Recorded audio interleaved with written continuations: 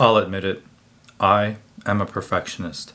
Anytime I do anything, I always have to make sure I do it in a way that I deem to be perfect.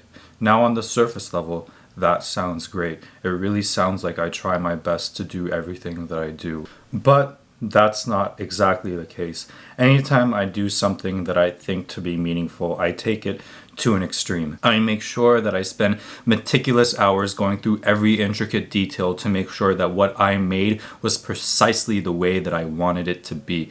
Now, I surely sound obsessed, and I definitely am, but before I start, I think I should give a more clearer understanding as to what it means to be a perfectionist. Perfectionism is a desire to be perfect or flawless in every aspect of life.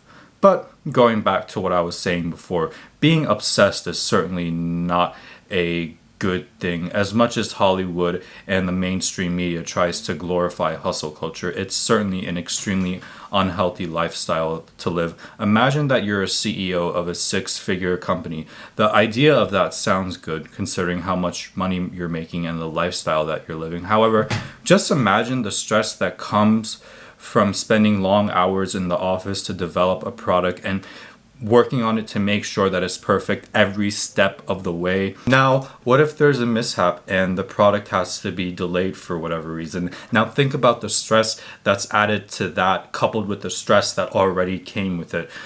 Things like that are bound to happen. As much as we try to be perfect and make sure that everything is perfect, there are certain things that are out of our control. As much as we try to live in a perfect world, we cannot, because unfortunately, the world is not perfect. There are some things that we just have no control over. I've certainly learned that the hard way. When you try so much to maintain everything, it's not healthy. That's why perfectionism is linked to so many mental illnesses. When you take perfectionism to an extreme, you set so many high expectations of yourself that you are bound to fail. In a situation like that, you are basically setting yourself up for failure because of the unrealistic standards you place. Then what happens after that is that you're more likely to beat yourself up for the mistakes you made or the standards that you couldn't meet. All this in turn distracts you from what you actually need to do, and rather focusing on a solution, you are dreading past failures, which basically means you're procrastinating. Sounds familiar? It sure does to me. Let's face it head on. No one's perfect. No one can ever be perfect. Trying to always be perfect in every situation is really showing of a large ego as well, because it almost seems like you're trying to one up everyone. People who are perfectionists tend to be really critical of other people, and that makes a lot of sense. Let's just think about that for a second. If you are a person that is extremely critical of other people, it may be because that you're extremely critical of yourself. Not only does it tell that, it also shows that you may have low self-worth as well, because being a perfectionist, you are constantly thinking about all your shortcomings. How does that sound? But it doesn't stop just there. Perfectionism has been linked to be an underlying cause of many mental illnesses such as depression, anxiety, and even eating disorders as well. All of it makes total sense. Hollywood has set such an unrealistic standard of beauty that people all around think that to be conventional beauty, which can be attained naturally.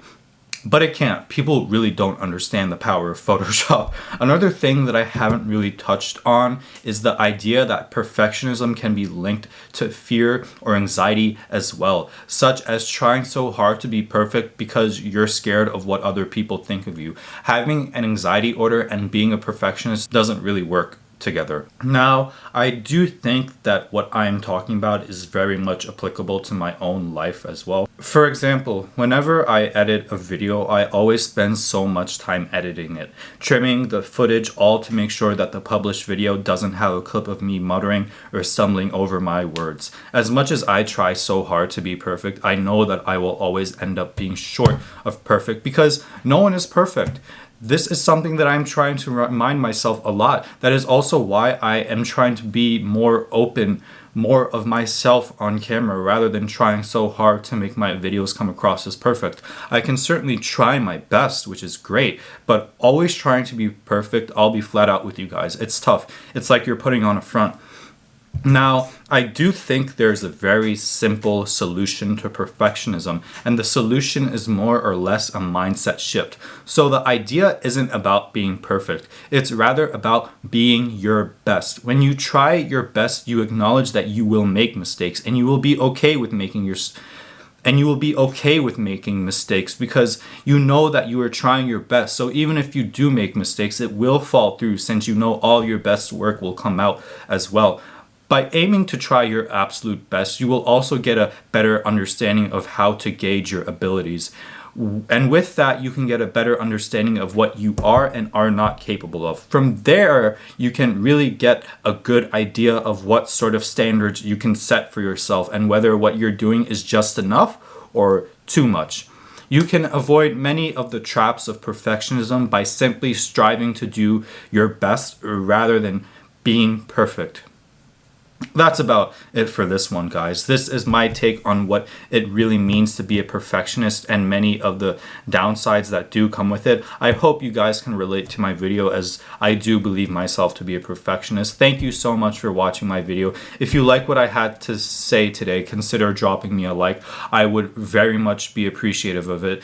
But if you guys are new here, hey, what's up? My name is Ali. I am a YouTuber that focuses on emotional wellness, self-improvement, and fashion as well. If any of that sounds interesting to you, be sure to follow along and subscribe. I would love to have you a part of my YouTube journey, and it would benefit both of us. You get the benefit of consuming my content, and I get the benefit of having you guys over. But anyways, this is about it for this one. Have a good one, guys. Peace.